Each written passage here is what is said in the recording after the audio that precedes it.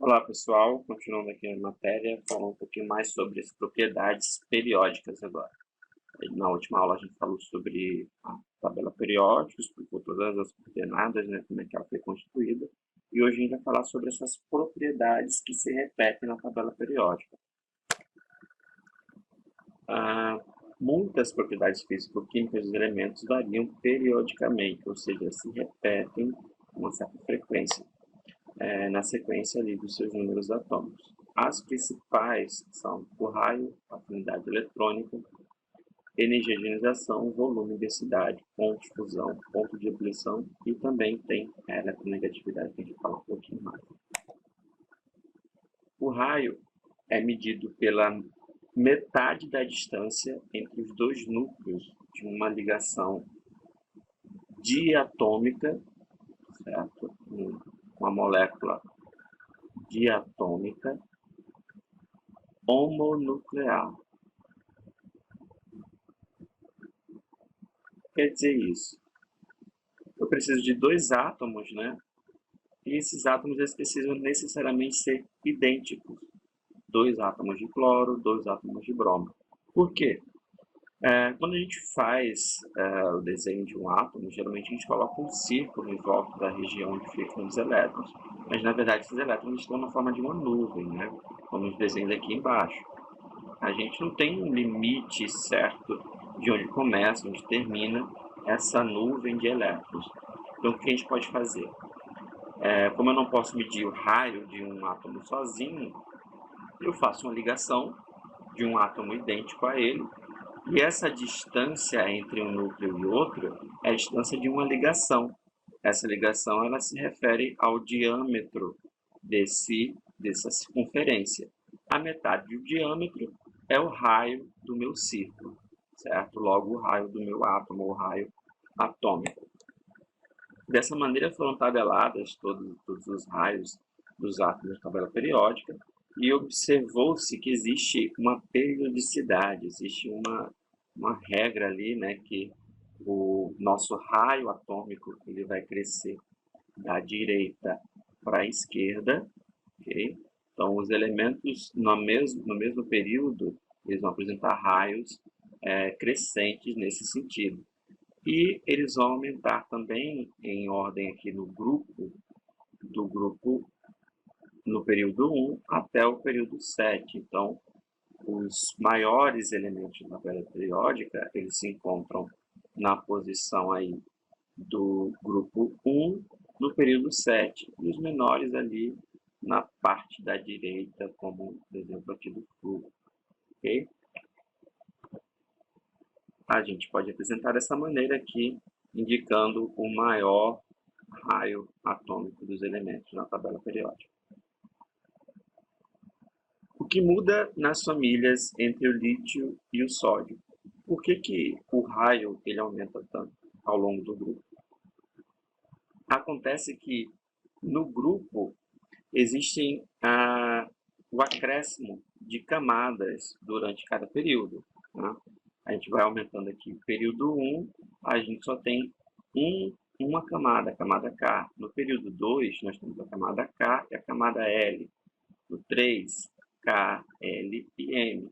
E a cada camada que a gente vai acrescentando, a gente, consequentemente, vai também aumentando o raio do meu átomo, certo? Então, ao longo de um grupo, o valor das camadas aumenta, ou seja, os elétrons eles vão estar mais distantes do núcleo e o raio atômico, consequentemente, vai ser maior.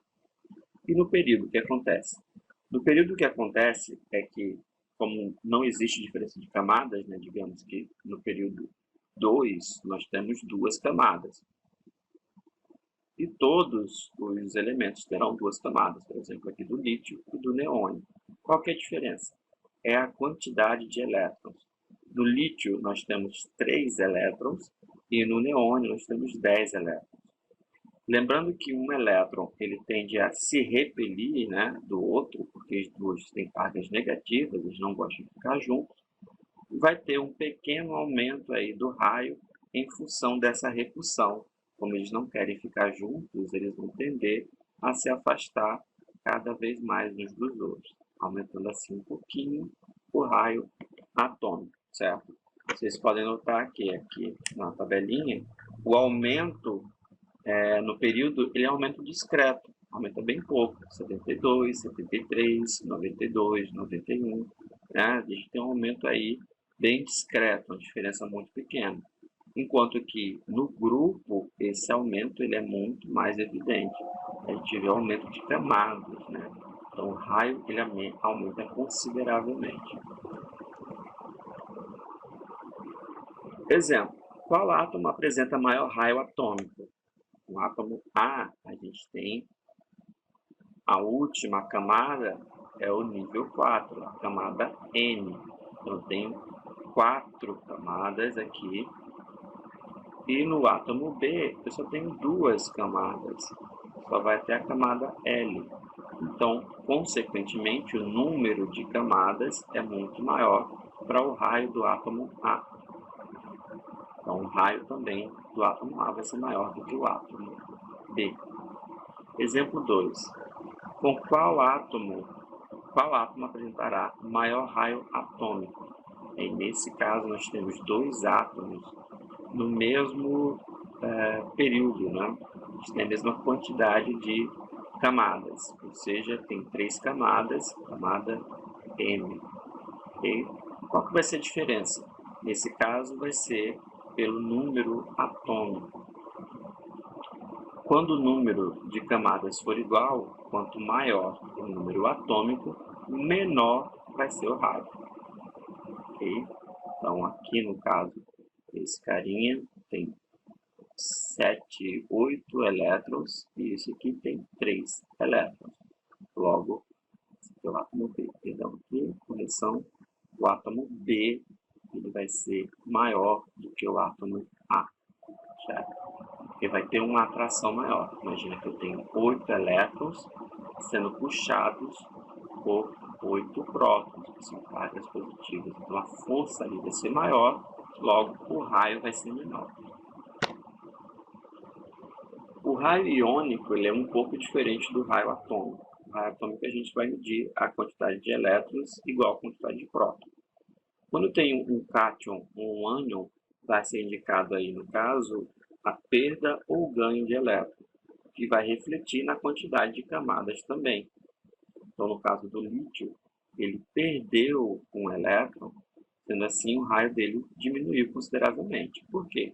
Porque esse elétron aqui, ele estava na última camada. Digamos que eu tenho, a gente tem 2 camadas, né? Tem 1, 2 é a última camada aqui.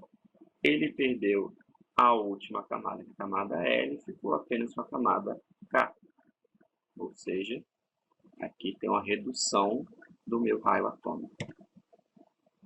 Enquanto que o ânion, ele recebe elétron. Se ele está recebendo elétron, aí ele vai apresentar um raio maior do que o raio que ele tinha antes. Porque para colocar esse elétron em algum lugar, eu preciso acrescentar, colocar ele num espaço, num nível diferente, ou aumentar o nível de camadas. Então, se eu aumento o número de camadas, consequentemente, eu também aumento o raio. Então, resumindo aqui, a gente tem a diferença entre o raio atômico e o raio do cátion, né? No caso do alumínio, neutro do alumínio na forma de um cátion, o maior raio vai ser sempre do átomo neutro. Okay? Átomo neutro tem raio maior do que o raio do cátion. E quando eu aumento a quantidade de elétrons, o átomo neutro tem raio menor do que o raio do meu ânion. E se por acaso eu tenho 2 átomos com a mesma quantidade de elétrons, que é o caso do Na+, e a L3+. No caso do sódio+, ele perdeu um elétron, então de 11 ele passou para 10 elétrons, e o alumínio perdeu 3 elétrons, então de 13 ele também passa para 10 elétrons. Então, terá, no caso, o maior raio, o íon que tiver o menor número atômico. O menor número atômico é o do sódio, então ele consequentemente vai ser o maior raio. Energia ou potencial de ionização. A energia de ionização ela reflete na quantidade de energia necessária para retirar um elétron no seu estado gasoso. Alguns elétrons, alguns átomos, eles têm uma tendência maior a perder elétron ou a ganhar elétron. Isso tem a ver com a energia de ionização. Os átomos que são muito grandes, como o último que a gente vê, que tem um raio muito grande, os elétrons estão muito afastados do núcleo. E por isso a força de atração do núcleo com o elétron é muito pequena. Então a gente gasta uma energia muito pequena também para tirar esse elétron. Já outros átomos, eles gostam muito de elétrons, eles gostam que os elétrons fiquem próximos a ele, como no caso do flúor, que tem um raio muito pequeno. Então, para tirar esse elétron dele, a energia, consequentemente, vai ser muito maior do que os átomos da esquerda. Certo? Então, quanto mais difícil for para tirar esse elétron, maior vai ser a energia que eu vou gastar para fazer essa ionização. Então, temos aqui potencial de ionização, alguns exemplos, como o magnésio. Para a gente tirar um elétron do magnésio, a gente gasta uma certa força. Então, tirou o primeiro, ele ficou 3s1. Só que quando a gente vai tentar tirar o segundo elétron, né, na última camada sobrou mais um elétron, esse cara aqui, a força que eu vou usar para poder tirar esse segundo elétron vai ser muito maior. E a terceira energia de ionização é muito maior também que a segunda. Por quê? Quanto mais elétrons eu vou tirando, menor vai ficando o meu átomo, vai diminuindo o raio. Então a força de atração dos prótons com cargas positivas vai aumentando também, certo? É como se o ímã estivesse cada vez mais próximo do elétron, puxando ele para perto. Então, quanto mais próximo tiver esse ímã, mais difícil vai ser tirar o próximo elétron. Então, a primeira energia de ionização é fácil, a segunda é um pouquinho difícil e a terceira é quase que impossível. Olha a diferença aí em valores de energia. Afinidade eletrônica ou eletroafinidade. Aí parte do posição que agora o elétron ele é atraído por um núcleo, certo? Existem átomos que gostam muito de elétrons. Então, esse átomo ele perde energia, ele libera uma quantidade de energia quando ele recebe mais um elétron. Tá? Aqui tem um átomo X ganhando um elétron e forma um ânion, que libera uma quantidade de energia. Então, quanto maior for a afinidade, mais facilidade ele vai ter de puxar o elétron para perto dele. A eletronegatividade é uma propriedade que não está relacionada diretamente ao átomo, está relacionado a uma ligação, certo? Então, aí vai um parêntese para essa propriedade. Então, geralmente a gente compara uma ligação entre dois átomos. Existem átomos mais eletronegativos e outros menos eletronegativos. Então, é como se fosse realmente um cabo de guerra. Os átomos mais eletronegativos,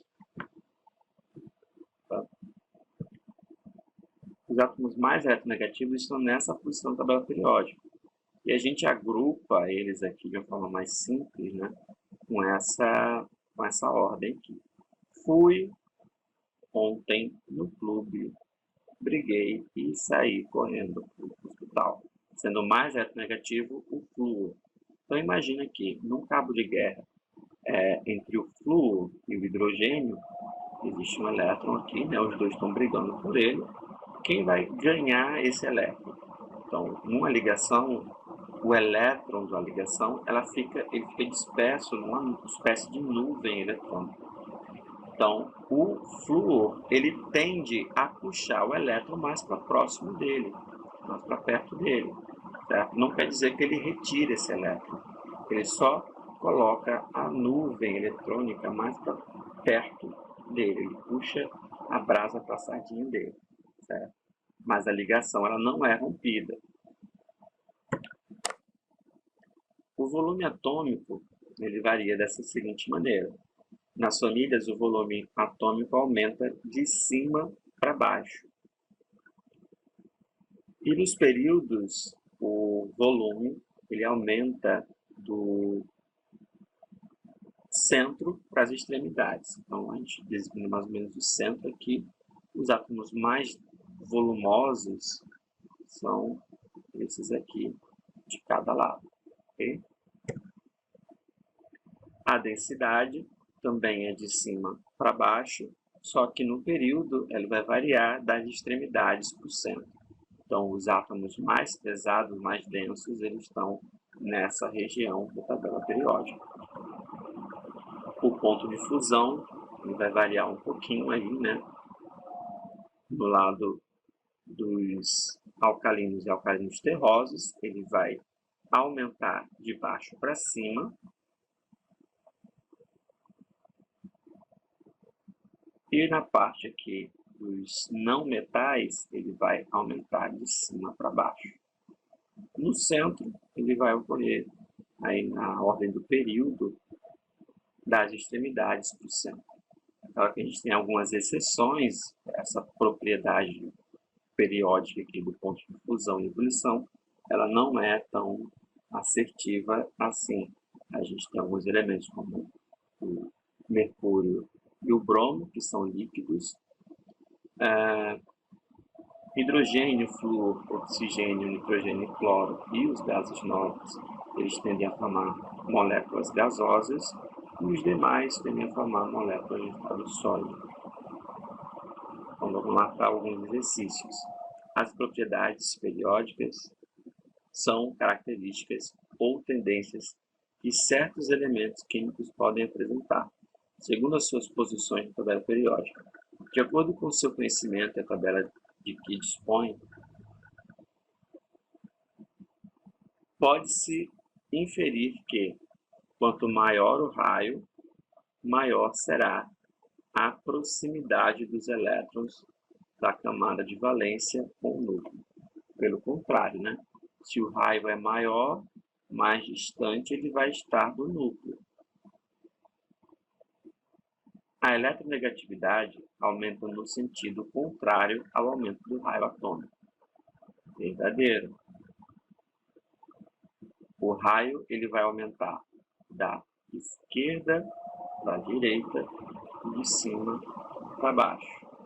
A eletronegatividade de baixo para cima e da esquerda para a direita. Resposta correta, letra B. O cálcio, o bário e o bário antecedem e precedem, respectivamente, o estrôncio na tabela periódica. Sabe-se que o ponto de fusão do cálcio é 845.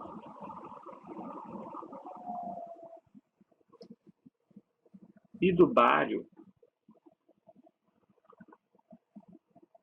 é 725. O ponto de fusão mais provável para o estrôncio seria qual? A gente tem o cálcio, logo depois o estrôncio e, por último, o bário. Então, se esse aqui é 845 e esse aqui 725, o estrôncio provavelmente ele vai estar num valor entre esses dois, certo? Então a gente não pode nem colocar acima e nem abaixo de 725. Ele é valor intermediário, provavelmente vai ser 770 graus Celsius. Já que a tendência do ponto de fusão e ebulição é crescer de baixo para cima na parte dos metais. Os elementos contidos na tabela periódica apresentam algumas propriedades semelhantes aos seus vizinhos. Chama-se esse fato de periodicidade das propriedades atômicas. Algumas dessas propriedades são o raio atômico, o raio iônico e a energia de ionização. Assinale a alternativa que apresenta a correta relação dos átomos quanto ao raio atômico. Então, raio, escrito na tabela periódica aqui, tem. O raio atômico, nesse caso, ele vai crescer de cima para baixo e da direita para a esquerda. Vamos analisar cada um desses aqui. O bromo e o iodo já estão errados aqui, né? Porque pela sequência é flúor, cloro, bromo, iodo e astato. Então, o raio ele vai aumentar nesse sentido, certo? Então, aqui, o bromo ele tem um raio menor do que o iodo. A sequência, na verdade, ela está errada, né? Então, essa aqui não pode, quer dizer, essa aqui está falsa, né? Deixa eu tentar apagar aqui. Marquei para dizer, indicar que ela estava errada. Vamos continuar enquanto eu apagar aqui. Depois a gente tem o rubídio.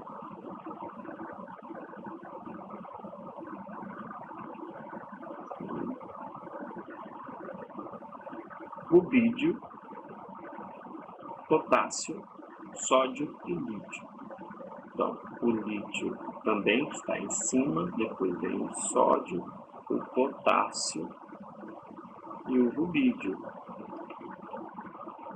Né? Então, mesma coisa. No grupo, o maior sempre é o último e não o contrário, que também está trocado.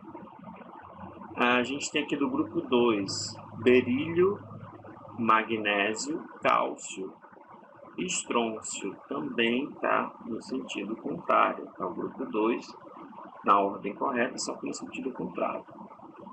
Aqui é o grupo 16, né? O grupo dos alcogênios e está escrito oxigênio, enxofre, selênio e telúrio. Nessa ordem, a gente tem, a gente chama os 7 foquinhos, né? O maior raio é o telúrio, depois selênio, enxofre e oxigênio vai ser o menor raio. Essa aqui é a alternativa correta, onde os átomos estão descritos no sentido crescente de raio. A gente tem outros exercícios aqui, eu não vou ter tempo de resolver todos, mas fica aí como exercício para casa e a gente responde em sala de aula na próxima aula presencial, ok? Dá um pause no vídeo, escreve esses exercícios aí, tenta resolver e no próximo vídeo eu dou o gabarito das questões.